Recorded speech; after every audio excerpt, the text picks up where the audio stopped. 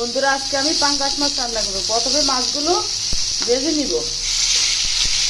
ভাজা হয়ে গেছে, এবার নামিয়ে নিব। মাছ ভাজার তেলে পেঁয়াজ ভেজে নিলাম। এবার দিব আমি রসুন, আদা বাটা,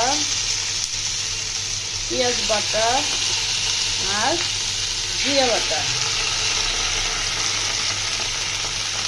পানি দিয়ে দিব।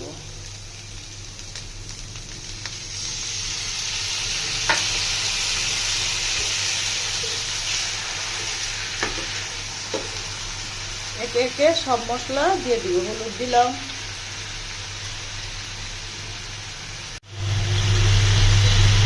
জিরার গুঁড়ো,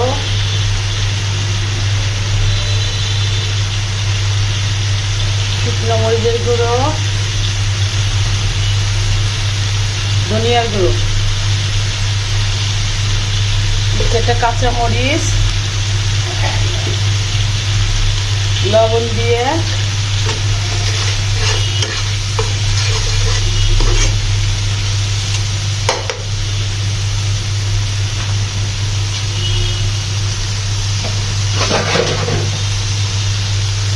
ঢেকে দিলাম।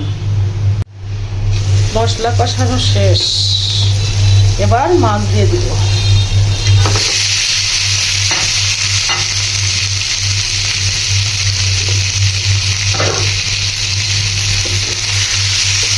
এবার পানি দিয়ে ঢেকে দিব।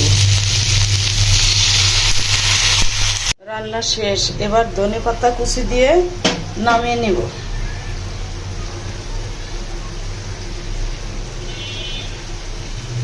দেখুন বন্ধুরা, রান্না কেমন হয়েছে। যদি ভালো লাগে তবে লাইক, কমেন্ট, শেয়ার করে পাশে থাকবেন। আল্লাহ হাফেজ।